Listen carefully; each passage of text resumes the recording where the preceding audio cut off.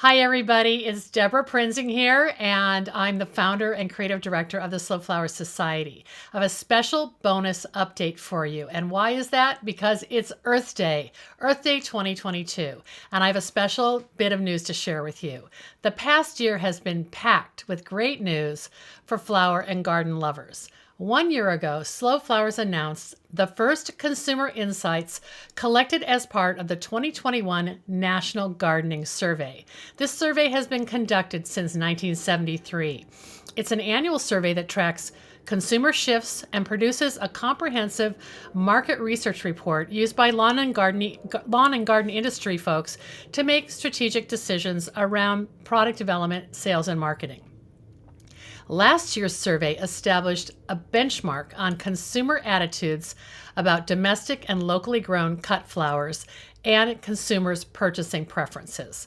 The findings were so encouraging and gave us a statistically accurate tool to use as sort of a baseline to track future changes and shifts about people's attitudes. For 2022, Slow Flowers has again partnered with the National Gardening Survey. The survey was conducted for a full month from early January through early February. Around 2,600 people participated. In planning to be part of this survey for the second consecutive year, we worked with the National Gardening Survey to expand the questions from last year's survey. We added the phrase floral arrangements to the cut flower question, and I'm excited to share those insights with you. So, drum roll please. The trend line is moving up. For the question, when buying cut flowers and floral arrangements, how important is it to you that those flowers are grown in the United States? Last year, we learned that 57% of respondents said it was very or somewhat important to them that the flowers they purchase are grown in the U.S.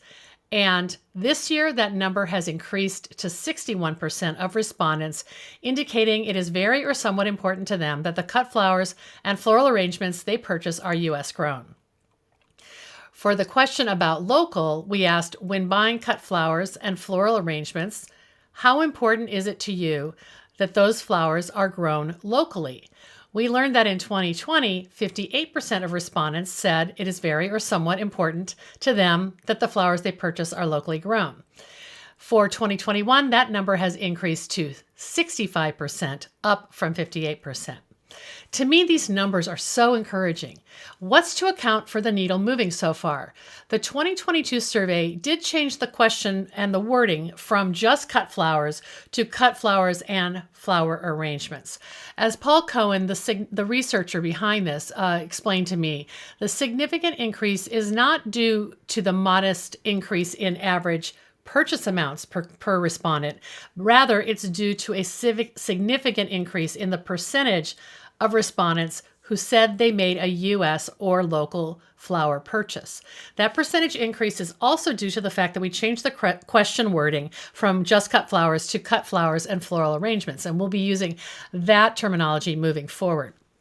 Clearly, the addition to include flower arrangements spurred more respondents to report that they had purchased in this category.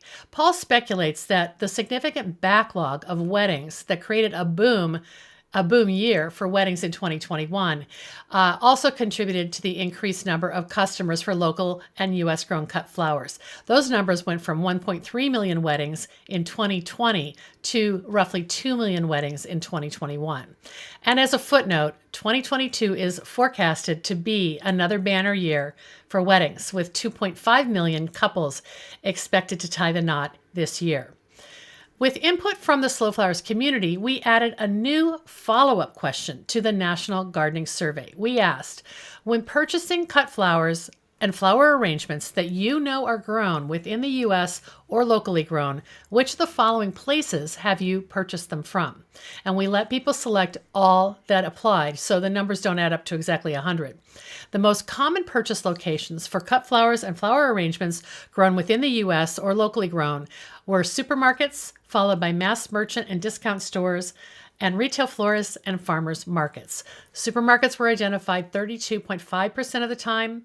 Mass merchandiser and discount stores like Walmart, Costco, and Target were cited 28.6% of the time, retail flower shops at 26.1%, and farmers markets at 23.8%. So there's still much room for education around the origin of flowers sold in the U.S. Just over 13% of respondents stated that they were unsure and didn't know where the flowers they purchased were grown.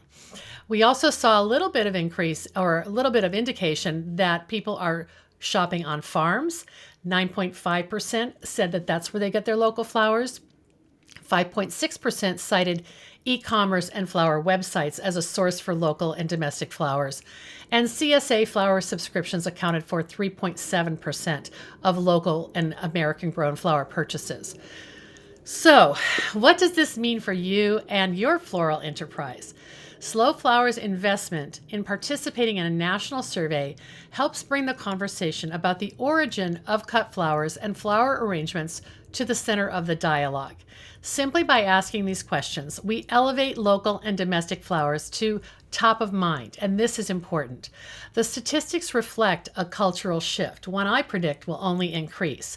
This is a free resource for our members, and we encourage you to incorporate the findings into your own branding, marketing, communications, and conversations to elevate your expertise in your own community.